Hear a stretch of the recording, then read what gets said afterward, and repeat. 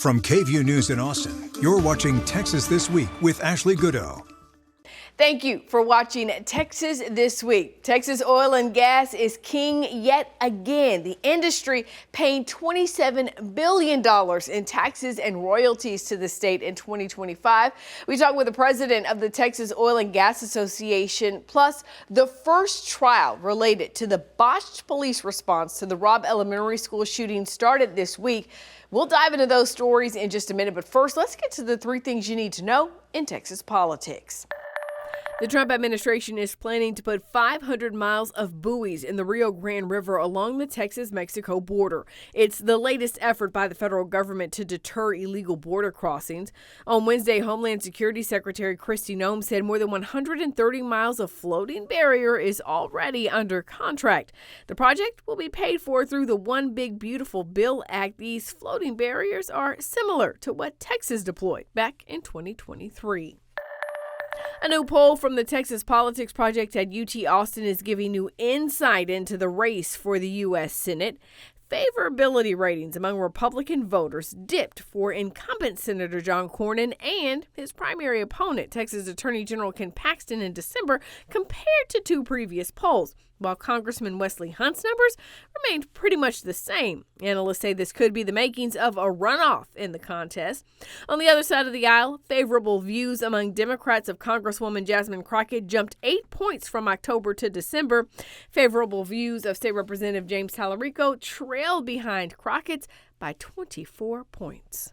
The Texas Secretary of State's office handed over data on the state's 18.4 million registered voters to the Department of Justice. That's according to reporting from VoteBeat and the Texas Tribune. Reporters learned the Justice Department asked all states for their voter rolls last fall, saying the information was needed to make sure states are purging ineligible voters.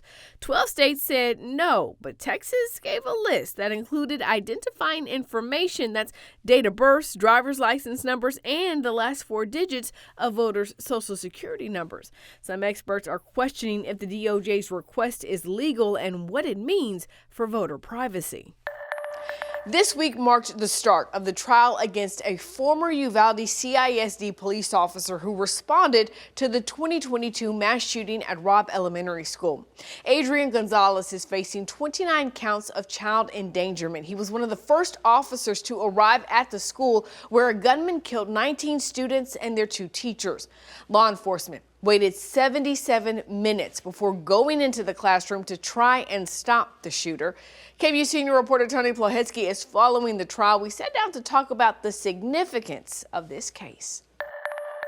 You know, before we really dive into the substance of what was said in court this week, I want to take a moment to talk about the significance of this case even going to trial. Ashley, when you look back in time, of course, Texas tragically has been the home of multiple school shootings, mass school shootings.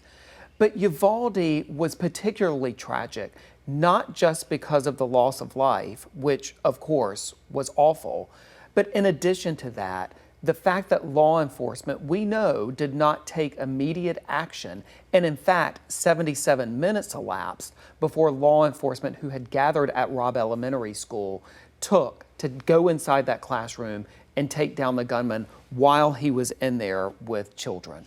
And so let's talk about the former police officer on trial here, Adrian Gonzalez, his role in all of this, Tony. So Ashley, of course, in the immediate aftermath and frankly in the years following the shooting, there have been repeated cries for someone to be held accountable. And so as a result of that, we saw the Uvalde County District Attorney convene a grand jury that resulted in indictments against Officer Adrian Gonzalez, a school district police officer, as well as the police chief, Pete Arredondo. What was so interesting about Officer Gonzalez, Ashley, is that as all of the coverage was happening and all of the scrutiny of the response, his name was not one that ever really made it to the forefront in terms of someone who may be held responsible for the flawed response. That was really resting with the name Pete Arredondo. But after the convening of this grand jury, they issued 2 indictments among the hundreds of law enforcement officers who responded that day. Of course, Chief Pete Arredondo, whose case has not gone to trial, and Officer Gonzalez, who is now facing trial. And so when we think about what was said in court, I mean, this is really starting off with emotional testimony, Tony. Absolutely tragic and emotional testimony. And both sides have known going into this trial that was going to be the case, that it would be the reliving of those terrible 77 minutes and in the minutes preceding the gunman walking inside that school. And so, Ashley, this case is really resting on the question of what Officer Adrian Gonzalez did to stop the gunman even before he walked into Robb Elementary School. Was there an opportunity for Officer Gonzalez to possibly distract him or take some sort of action? Did he do that? Prosecutors say he didn't. And the real legal question here is whether or not he was required by Texas law to intervene in that way. I want to be clear that his defense says he may not have done what the prosecution says he should have done, but from the defense perspective, they say that he absolutely took a number of steps to try to save the lives of those children, radioing for help and evacuating other children, according to his defense, who were in the school that day. The big headline, obviously, is I think the oil and gas industry paid $27 billion in state and local taxes and state royalties in fiscal year 2025. This is the second highest amount, right, that you guys have ever paid. That's right. And I want to put that $27 billion in context. $27 billion is more than the entire tax revenue of 34 other states. It equates to $74 million each and every day. That's paying for roads, it's paying for schools, it's paying for universities, it's paying for first responders. You don't have to live in the middle of the oil patch to benefit from this type of economic activity. And it's all possible, actually, because of 500,000 men and women who have a direct job that get up every morning before the sun to deliver the products that Texas depends on. Texas runs on power, not on opinions, and Texas oil and gas workers are delivering that power. The money that the industry pays obviously has a direct impact to our budget surplus. That's something that we have enjoyed in Texas for quite a while. And I can remember distinctly back in 2023, right, when the oil and gas paid what was then the highest total in Texas, and that was $25 billion. And you said, very cautiously, you said, don't get used to this. Growth is not guaranteed. This is not necessarily going to happen again. But here we are, and it's happened. It's happened again. And I think what it's a result of, because you've seen the headlines about there's this glut, there's all this uncertainty across the globe, but the reality is Texas producers are continuing to produce lower number of rigs and higher productivity. And it's because of innovation and technology. I like to say that modern day oil and gas companies are really innovation and technology companies, because it's this innovation and powering transformative new technologies that are making us competitive globally and worldwide. And so where do you see that going in 2026? Well, we know that the estimated demand globally is going to continue to increase. We've had some little adjusting to market conditions globally here this year, but we feel strongly that 2026 is going to have some more adjustments. But beyond that, the long term is very positive, and what we're seeing today are just temporary adjustments. The long-term forecasts are very good. When we think about demand, though, we know there's a growing demand as we see more AI data centers looking to call Texas home. How is that going to play a role? Because we've heard how much power they use. Yeah, data centers demand reliable power. Natural gas delivers that powerful, reliable natural gas supply that powers our electric grid.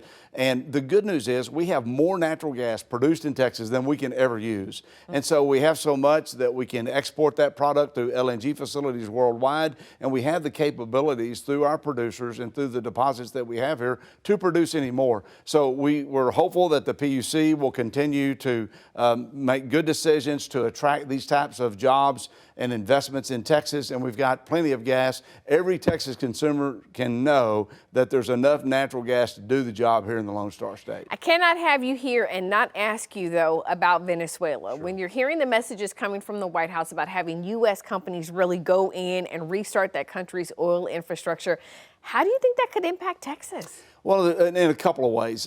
Texas is home to the world's leading oil and gas companies. They produce oil and natural gas all over the world. And so if Venezuela's business climate, their legal structure, and their whole way of doing business gets settled, you can have some companies that potentially make some investments there. But Venezuela was producing at their peak 3.5 million barrels of oil a day. That's declined because of a lack of investment and degradation of infrastructure to less than 1 million barrels a day. Put that into context, Texas all by itself, 5.8 million barrels of oil a day. Wow. But if it gets straightened out, our companies might look at that because that's what they do all over the world. The immediate benefit, though, I think could be the fact that the type of oil that's currently already being produced in Venezuela complements what we do here in Texas. It's a heavy grade oil.